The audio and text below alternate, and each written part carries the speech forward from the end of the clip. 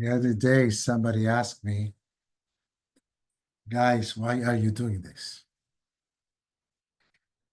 We're doing this because we need it. Because we are in very, very murky waters. And remember that great teaching of Thich Nhat Hanh, the famous Buddhist monk, who said with the boat people that were escaping, he said, if one person was calm in the boat, there was more chances for the boat to arrive. So calm is active. Calm is not indifference, as Karina said, it's active. So we are bringing these drops of calm as a way to start the conversation with calmness when we are so irritated. And tonight, we're counting the Omer, which is this tradition of counting the days between Pesach / liberation and Shavuot / redemption, the giving of the Torah. And we count as we, in theory, ascend to Mount Sinai. We count to be ready for revelation. And we're talking about these terms metaphorically. We count by ascending from our own broken record. We count to ascend from our own brokenness. If you want me to use a more scientific term, I would say we count to ascend from our own mishigas. That we all have it because we're human. To try to go higher than that, higher than the narrative we have. And we ascend for the sake of getting closer to that which is the aspirational. And we do that by cleansing ourselves, by checking attributes of our neshama, of our souls, by cleansing it. We try to cleanse whatever is holding us back for the sake of not ascending, to become closer to that which redeems our humanity. Because we need to redeem our humanity with the aspiration of our humanity.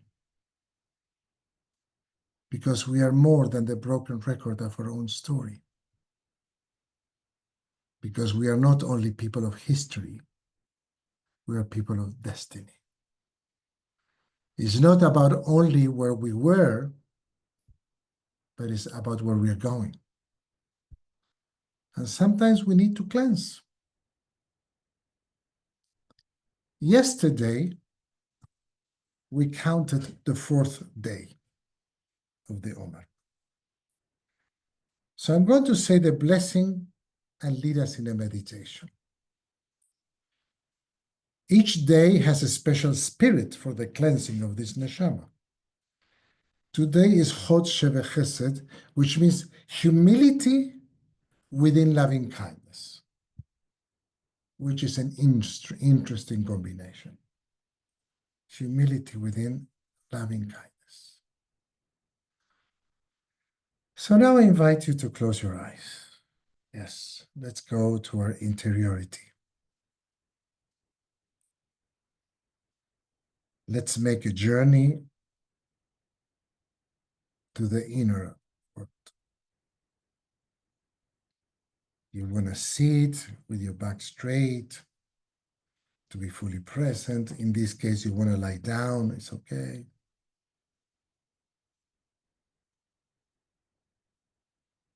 But allow yourself to be fully present, to be here and now. And I invite you to visualize yourself meditating in a place of safety and security. Could be a place in nature, could be a place from childhood, could be a place from now. Is your choice. But for sure, in that place, you feel safe, fully safe and secure. In that place, you know that whatever you're going to see, it's okay. Because if it's emerging, it means that you can take it. So visualize yourself meditating in that place of safety and security. And that place of safety and security becomes a place of calm and stillness. Allow yourself to be ready, be there, ready to receive something. Be there in silence for a moment. And do that by visualizing your meditation, by visualizing that you are going back constantly to your breath. Your breath is your trusted anchor. Your breath is what calls you back when your mind distracts you.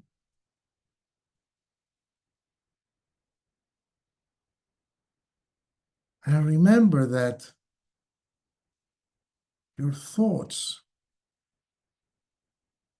are not reality. Your thoughts are real thoughts, but they are not reality. Your feelings are real feelings,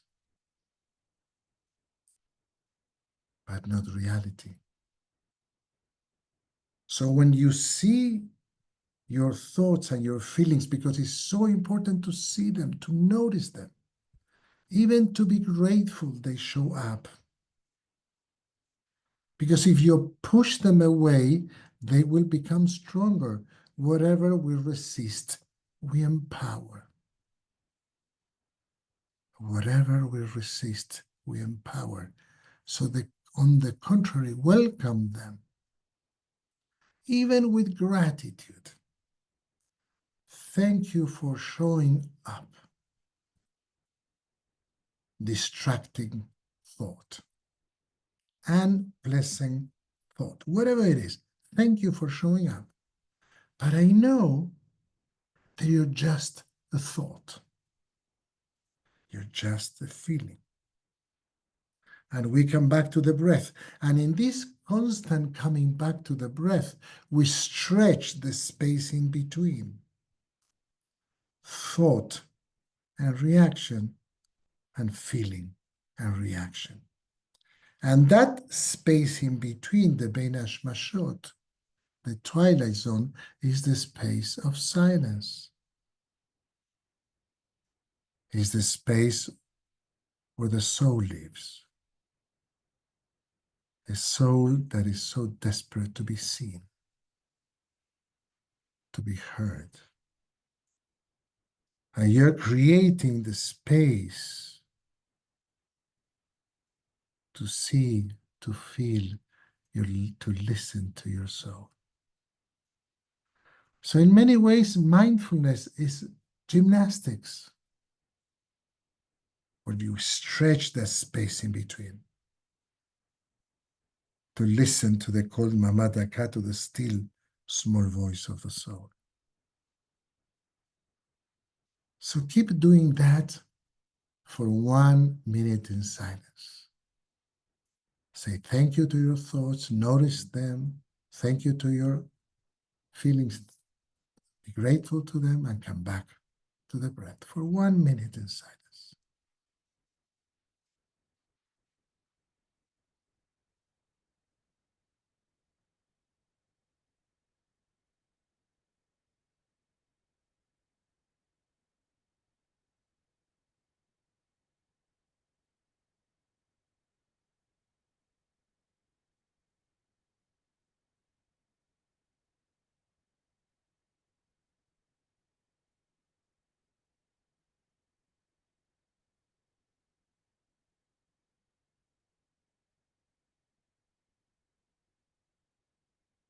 And now I'm going to say the blessing for Sfirat HaOmer. Listen to it. Just listen to it. Allow this blessing to be sound that goes inside of you like a reverse mikvah where the sound goes inside and reverberates in your heart, in all your body. And if you feel the need to say amen, say it. If not, remain in silence.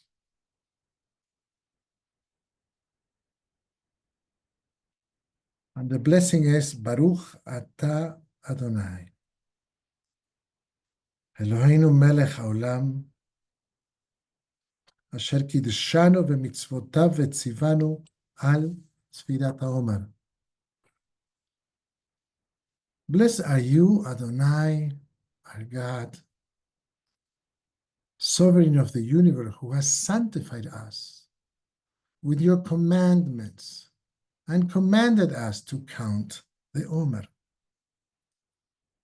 Hayom Chamisha Yamim LaOmer. Today is the 5th day of the Omer. Just take this in. Today we are on this 5th day in the walk towards ascension, ascending towards the aspirational. And we find calm as the battery that help us to ascend. We need to ascend with calmness. That's why we need a battery, the engine. Because if we have calm, we have awareness.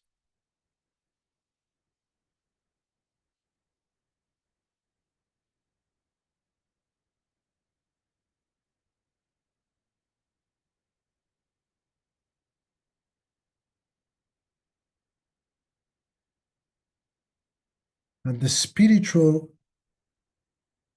meaning of the day that our mystics attributed to this counting is Hod Shebechesed, humility within loving kindness. Loving kindness is the spirit of the first week.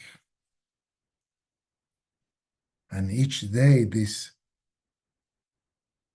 loving kindness, the spirit of the week, is challenged, percolated, have drops of another attribute to highlight an aspect of that landscape of, in this case, of chesed, loving kindness.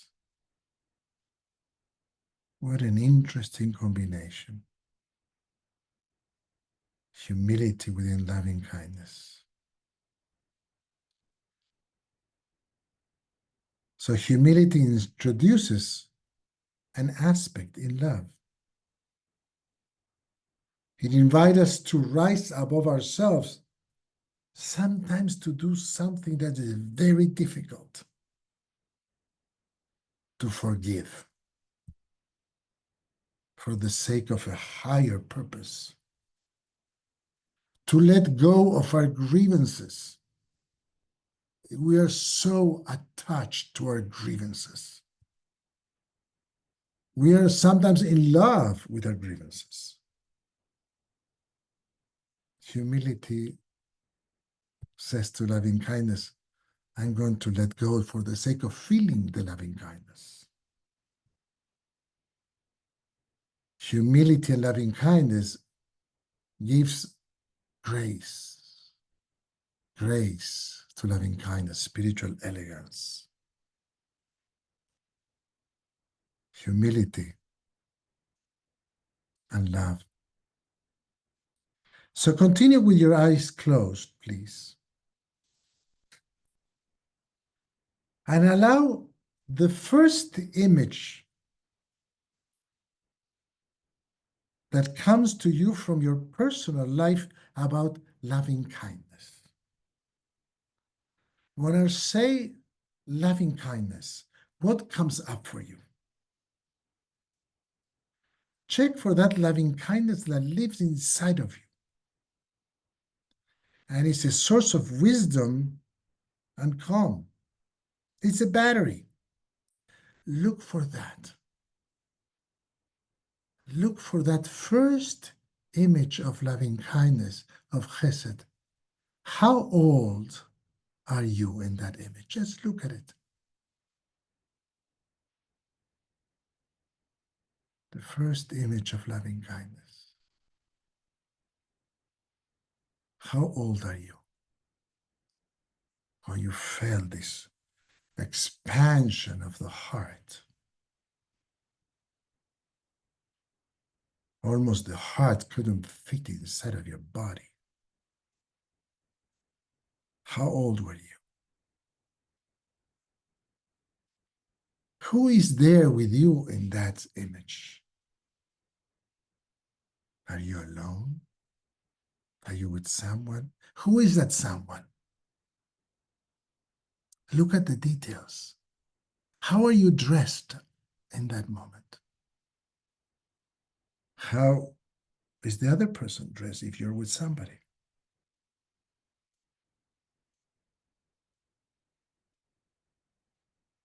Look even deeper. Since we are in Zoom, zoom in into the image. What is happening in that moment that you feel loving kindness? There was an action, something that happened. Just look into the narrative, into the plot. What is happening there? Do you have that feeling of loving kindness at that age, at that moment, with that person or by yourself in that place? Just embrace it. Just embrace it.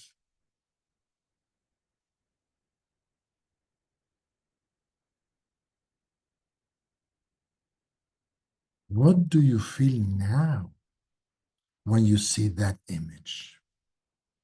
You're sitting, meditating, looking at you, meditating, and looking at the loving kindness image. What do you feel in this moment when you see that image?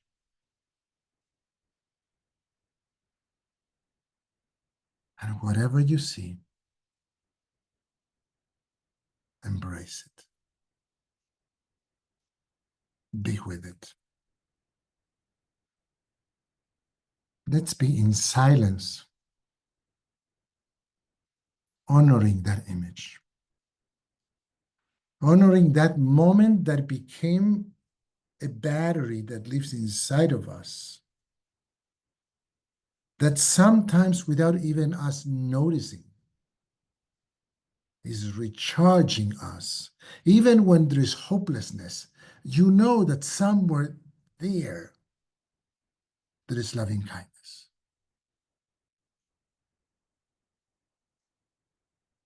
And that becomes a battery that recharges you. So let's be in silence for a moment, being with that image.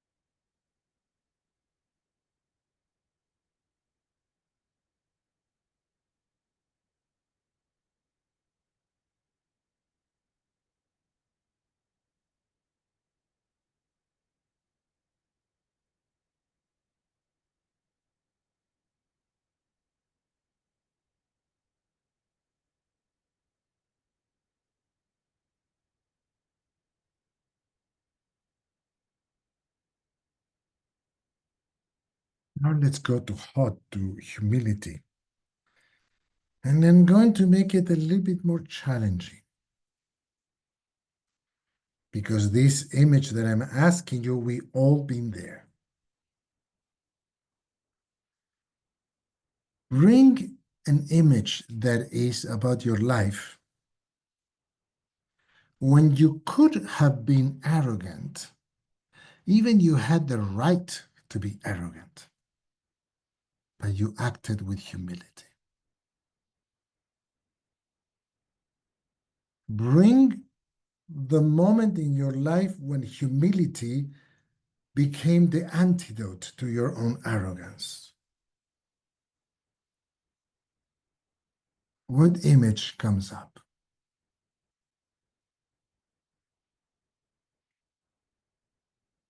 You are humble. That's a moment when you rose above your neurosis, your insecurity. Usually, arrogance comes from insecurity. You could have been, but you were not. Let's see what image comes up. Look at that. Again, where are you in that image?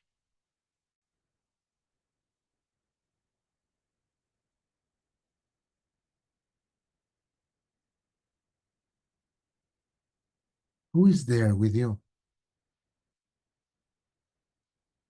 It was a moment of a feeling that you were triggered and you managed not to act out from arrogance and you were humble. What is it?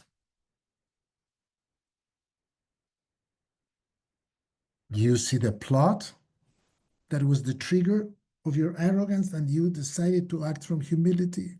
You understand the plot? You see it?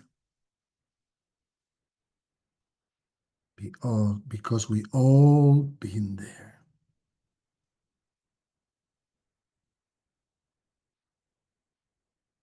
We all have an arrogant ready to show up. And suddenly the Hod, the humility says, you know what? Don't do it.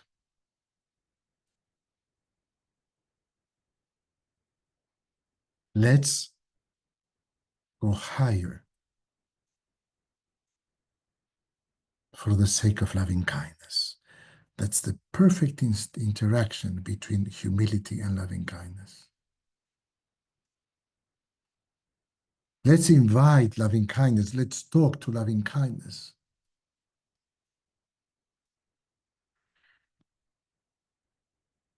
So be there with that moment when you were able to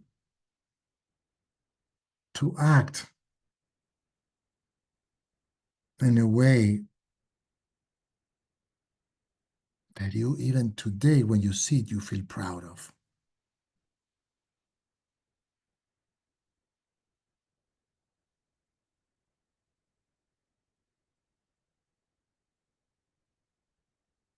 You were able to see your arrogance,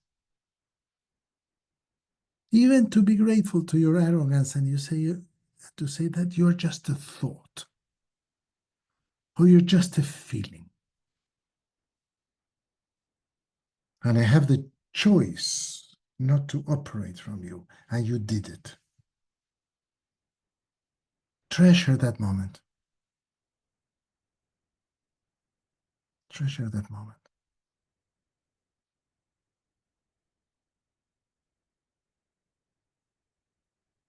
Of Chesed Chesed, of humility within loving kindness. And we have those characters inside of us. Look at them.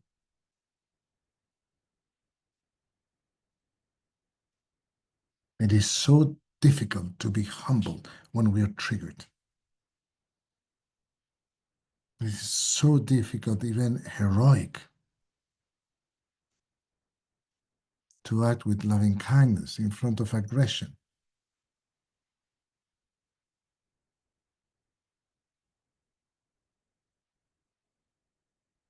But you have to show up in a way that you can look at yourself in the mirror. Humility with loving kindness. And remember Nelson Mandela when he said, people were asking, how come you don't feel anger, resentment?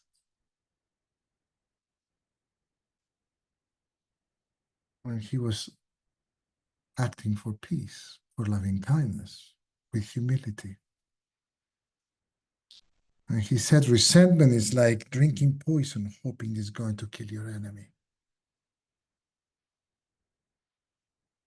Because we do it for ourselves.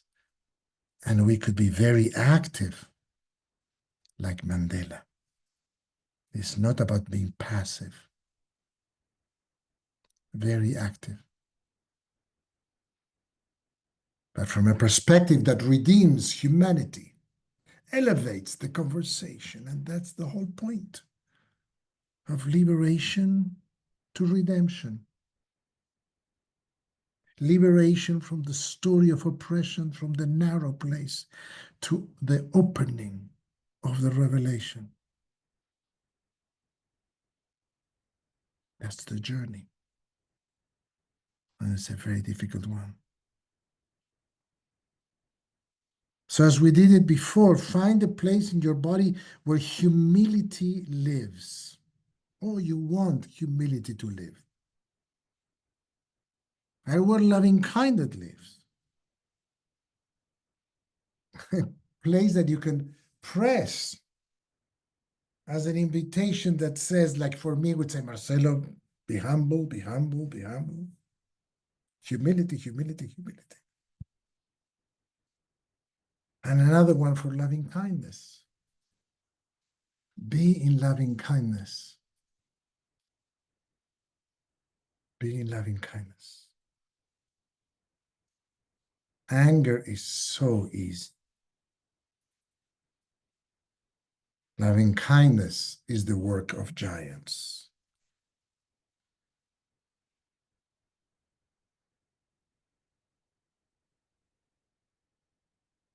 And all this becomes drops of calm.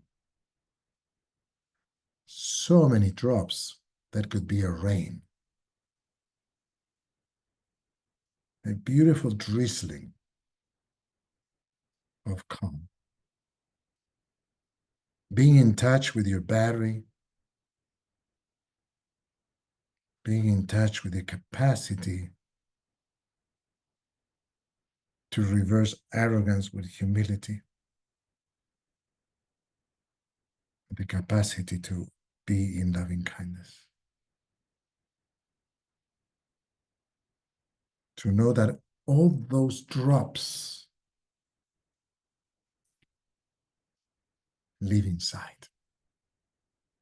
And that's why we can talk about it, because you can recognize it.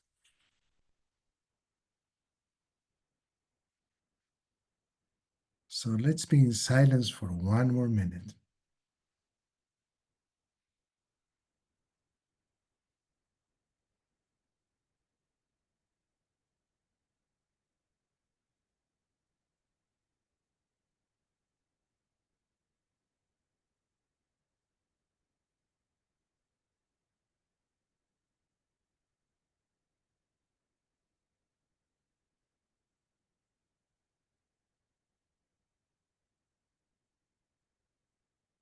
I invite you to take a deep, deep inhale.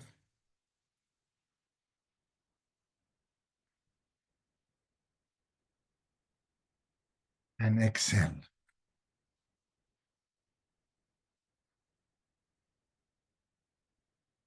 And another one.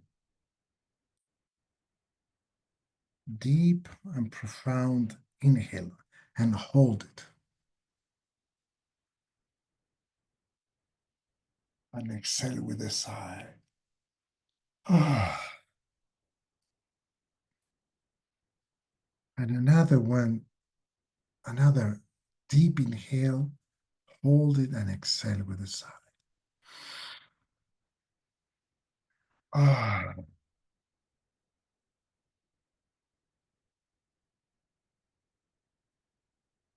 And I invite you to, with your eyes closed,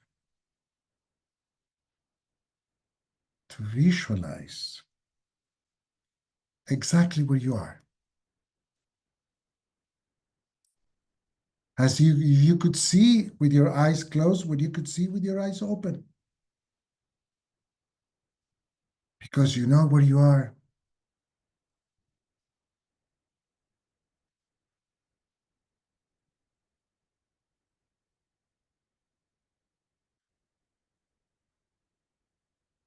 And very slowly, at your own pace, you're going to open your eyes.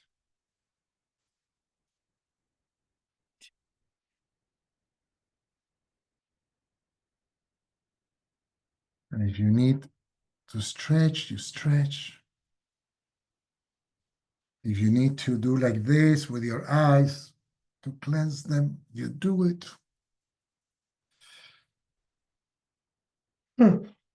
Yeah. You yawn.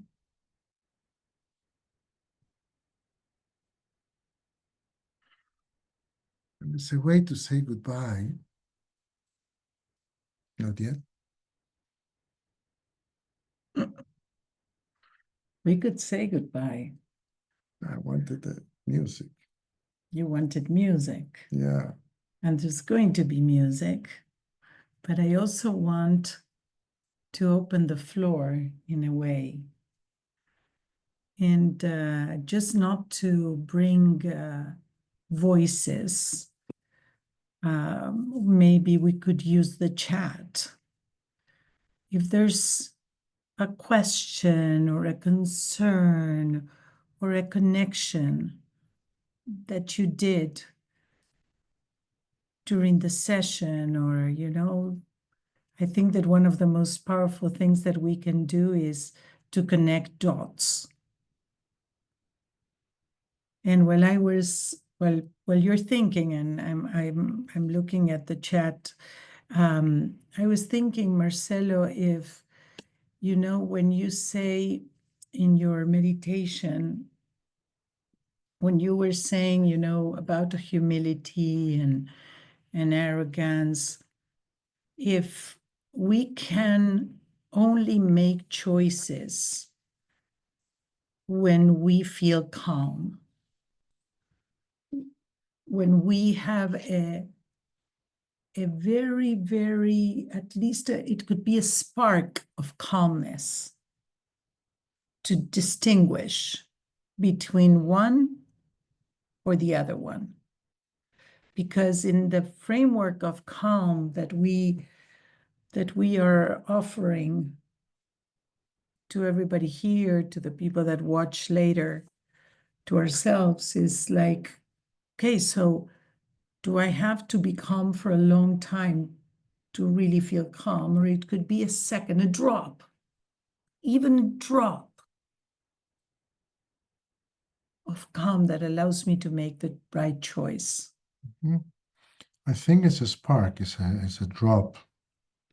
You know, it's what others called equanimity. Equanimity is not a place that you could stay for longer. So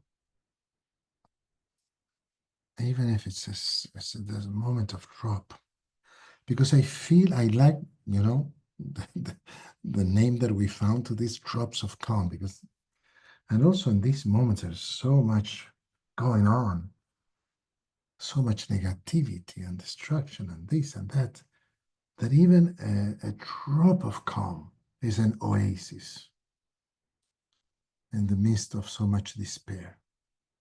And we need this oasis. Okay, you have an oasis, you drink a little bit from the oasis, and you keep going. You know, I think it's needed. It could be a micro drop Yes. of calm Yes. that can make a huge, huge impact in your decisions, in your relationships, in the way you live your life. We live our lives.